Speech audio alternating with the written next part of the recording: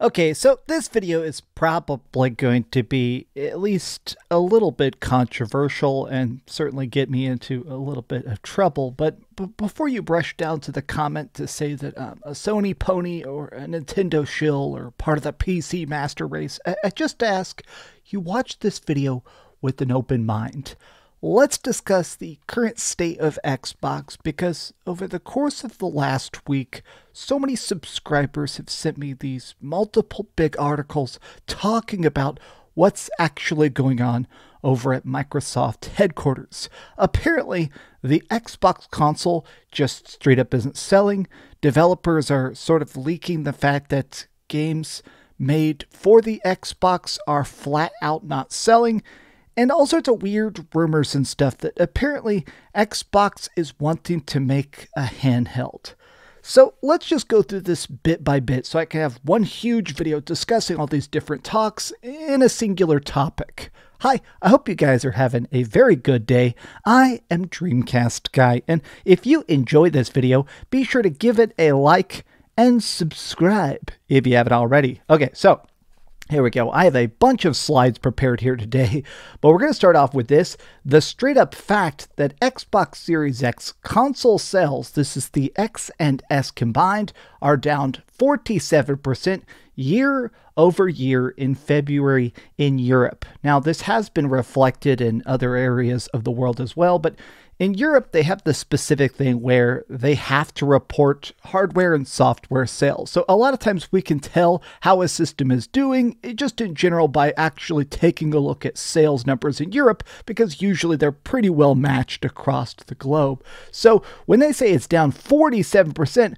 this is astronomical. Keep in mind that pretty much everything else is up. Now, gosh, look at this. It doesn't help that Xbox does not have any marketing at all. Oh my gosh, how does that compare to the Xbox One? WTF. A lot of people just basically saying all consoles are down. Oh, title propaganda, castrated news. Oh my God. Okay, yep, it basically says, hey, games are down, but they're not down a completely apocalyptic amount. Here's the thing. This is the article that actually inspired this video because it is completely insane. Third-party publishers reportedly uncertain as to why they support the Xbox. So some people came onto the Video Game Chronicle podcast and they talked about the idea that apparently stuff is just not selling whatsoever on the Xbox. If you make a game for the Xbox, if you put in a huge budget and a huge time and you're putting it on the Nintendo Switch and the PC and the PlayStation 5, the only place it seemingly does not sell is the Xbox.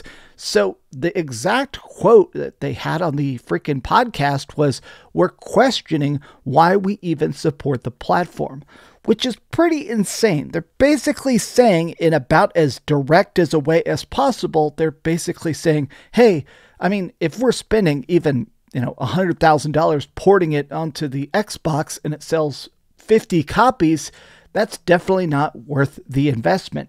Now, I've even noticed stuff like this, where this is actually something that came out as I was preparing this video. This came out literally about 10 minutes ago. This is like a sci-fi fantasy stealth platformer thing that was currently in development that was supposed to be coming out on April 10th for Xbox, and it was supposed to be coming to other platforms. Well, they have officially just said, yeah, it's coming out, but it's not coming out on Xbox day one. There's been a lot of talk from developers that it is weird that making a game for the Xbox is way more expensive than any other console because you have to make it for the Xbox Series X and the Xbox Series S. And a lot of people are basically saying, hey, it kind of sucks that you have double the development costs, whereas if you put it on the PlayStation 5, you just put it on the PlayStation 5. You want to put it on the Switch, you just put it on the Switch. There's not all these variable amounts of memory and visual capacity and storage. You just drop it and it sells. It is weird that the most expensive system to put stuff on gives you the least money back. Now, this is part of what actually kind of was interesting to me because it seemed to really stir people up. Clyobrile is a really great Xbox guy. He tweets a lot about basically his excitement for upcoming stuff. He makes all sorts of cool charts about how Xbox is doing. Here, let me click his profile because honestly, this is so impressive to me. He makes all this really cool like breakdowns as to all the different studios that currently are owned by Microsoft. Like, definitely, I'm not saying that Xbox isn't doing stuff. It's just that Xbox is not selling. You know, Xbox is not actually cranking out as much cool stuff as any other console developer. But here's what he said. I feel like the Xbox community is pretty muted right now. I don't see any excitement or hype anymore. Being an Xbox content creator also feels a lot less fun these days, with port begging obviously being everywhere. I hope these 4 games, more will surely follow, were worth it. Now, what he's referring to is that they said that they're going to put 4 big Xbox games on the PlayStation 5. We now know that's Pentiment, that's Grounded, that's Sea of Thieves, and that's Hi-Fi Rush. But after they said that, it's pretty obvious that more games are going to follow. There's already rumors that something like Hellblade Senua's Saga, maybe Starfield, these games are perhaps also going to be coming to the PlayStation 5 sometime late this year or early next year. And a lot of Xbox people, even people like this that are hardcore into the platform and buy all the games and constantly brag about Game Pass, even these dudes are basically going, okay, why do I get excited about Xbox? Why would I tell somebody to buy an Xbox if other systems are going to have more games, more access, more crazy cool exclusives? Now, I do want to make it clear that just in general, this isn't just me bagging on Xbox. I do feel like it's still an odd time in general for the Xbox and the PlayStation 5. I still think it's pretty obvious that the PS5 is dramatically outselling their competitors. There is definitely a lot more PS5 exclusives that are selling a lot more games, but I keep seeing stuff like this as well, which is that it is weird that we're currently 4 years into this console life cycle, and it is still just not super exciting in general.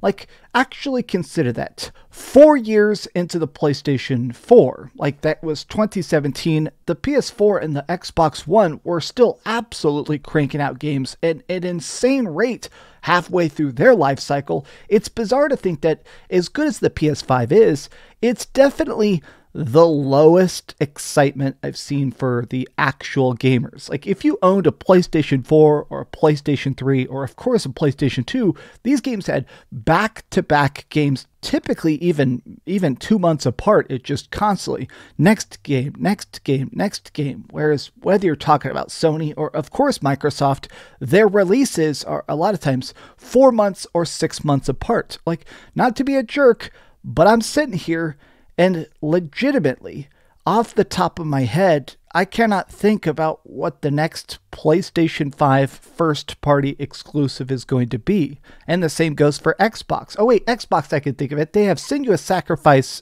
coming up here in May, but after that, I have no idea. I'm sure they have stuff, both these consoles have stuff coming up, but it's just a weird time where I feel like there isn't a ton to play, but because PlayStation 5 is already selling so fast, now it's in this weird spot where it is being treated as the default console. People are buying everything on the PlayStation 5, and so it becomes this cyclical nature. Okay, if games are coming to PS5, so more developers are putting stuff on PS5, which means more people are buying the PS5, and so Xbox is just getting more and more behind. So last night, there was actually this leaked picture of the new Xbox system that apparently is coming out very soon. It is an all-digital Xbox Series X, and it looks pretty goofy and stupid. It's an Xbox Series X, but without a disk drive.